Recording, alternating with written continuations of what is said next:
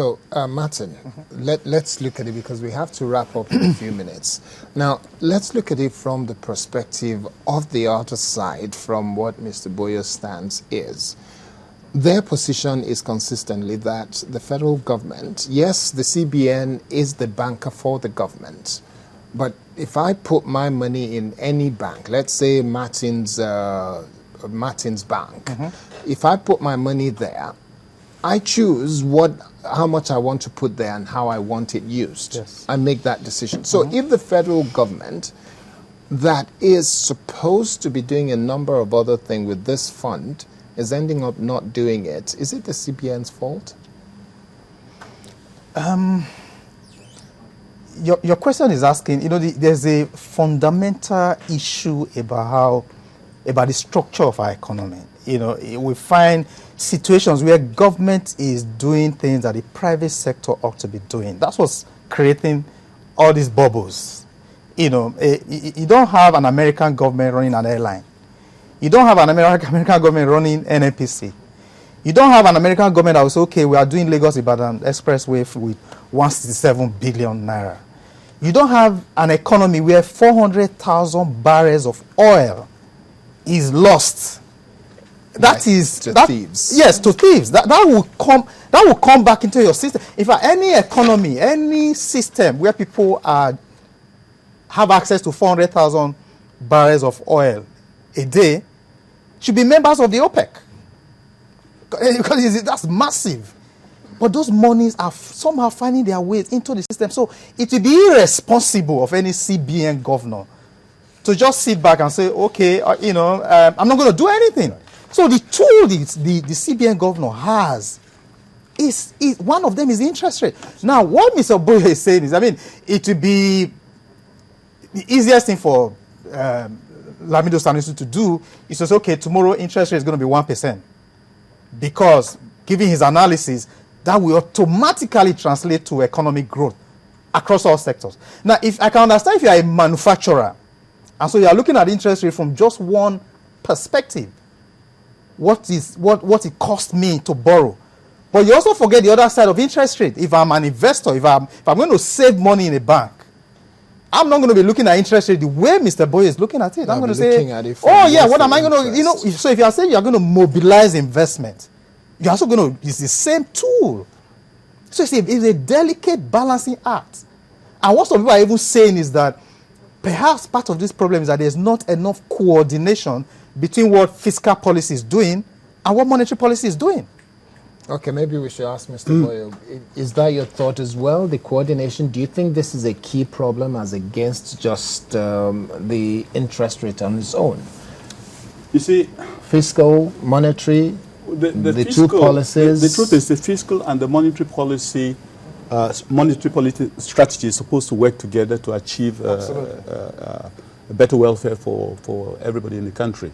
But the reality, of course, is that if you have the most excellent fiscal plan, and your fiscal plan is whether your expenditure and revenue are balanced and the components of those expenditures and things like that are okay?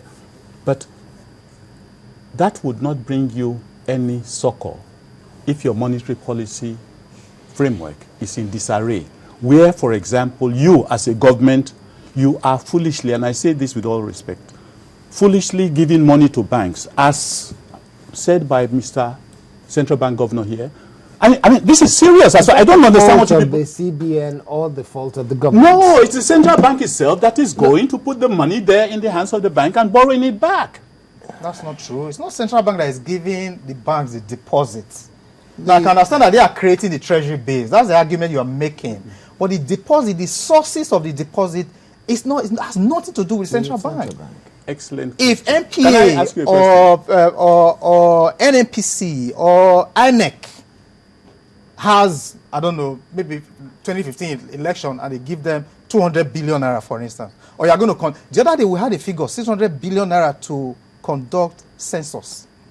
600 billion naira. Where do you think that money is going to come from? It's going to go to it's the going to, the population commission is going to sit down and say, where do we put this money? Sanusi won't be there. CBN won't be there. However, I also, yeah, okay. yes. So Boyo has Well, different you perspective. see, I said the fiscal and the monetary have to go together, okay?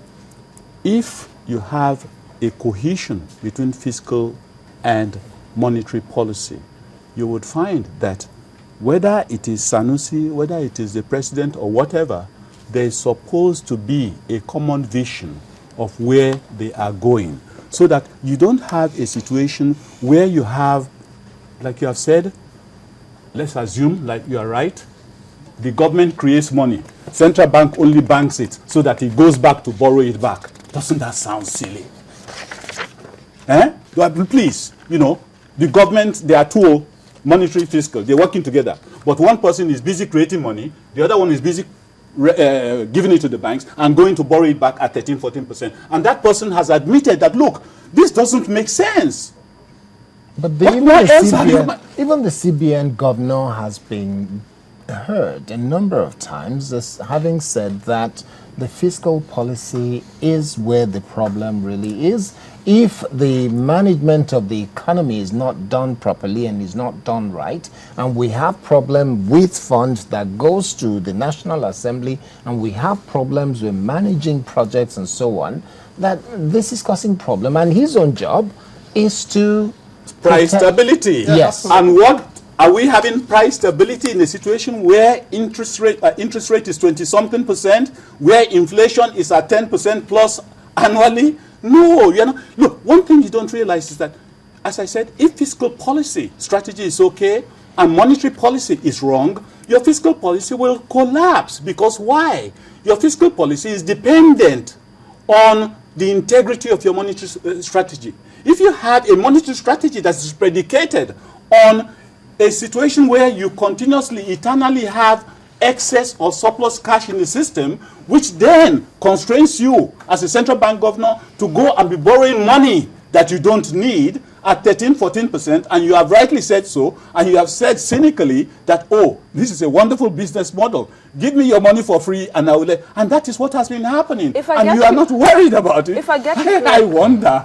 If I get you correctly, you said something the other time that, you know, the MPR needs to be kept low and all of that. Are you saying that in the long run, if this is not brought down, it's going to have a long-term detrimental effect on small businesses? It has already had. I have been saying this for 13 years. And have you grown as an economy? No.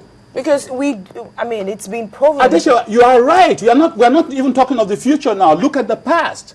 In the last 10 years or so, have you grown? If anything, everybody says we appear to be entering into a deeper state of poverty nationwide.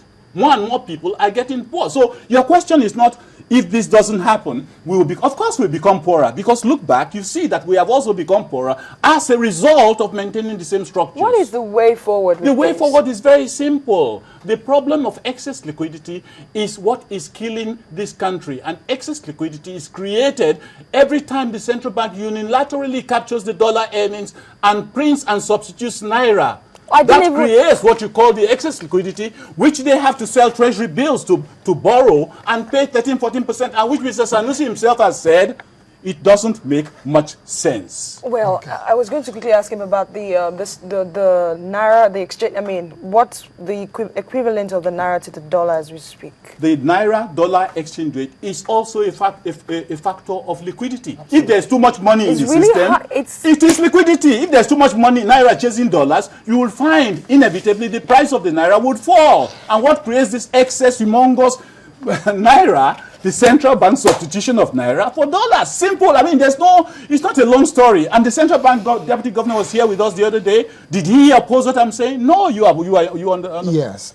I know his position was quite clear when he was here, and we would love to have him back. But as we wrap up now, Martin, do you think that the government is helping the central bank in the way the economy is managed? Or it's a case of the central bank just don't know what they're saying or doing, if we were to look at what Mr. Boyo has just said? I think I share his point that there needs to be, both the fiscal and the monetary, they need to have the common goal, which is growing the economy. But you also know that CBN, especially the CBN governor, he was the first person that raised the issue about look at our budget. You know, what is capital versus what is recurrent. Okay? And so if you have a budget where over 70% of your budget is on consumption, recurrent expenditure, and just under 30% is for capital, for growing the economy, for creating what you call, you know, for capital formation. Absolutely. I mean, so that's money that's not going to do any that's work. Money that is not going to grow the economy. You know, so whatever we are making, we are consuming. If you have an economy where most of the fuel we consume is imported, if you have an economy where investment is not thriving, not necessarily because of interest rates. So are you then what I'm saying is that, you know, to grow the economy look at what's happening in Greece. Look at Japan. Japan at one time was even facing what they call a negative interest rate. You take money to your bank and they'll give you money to, you know, they pay you to bring money to the bank. But, you know, Japan became, you know, they're only just beginning to come out of their what they call liquidity surface they were going through. Okay. So interest rate is not, it's just one. They say we have the highest in the world. Is it? Highest what? The interest rate, is it? It's not. That's not Look, true. I think Mr. Martin is confusing himself. You are praising Japan for having 1% interest rate because they can lend to industrialists at 1% or something, okay?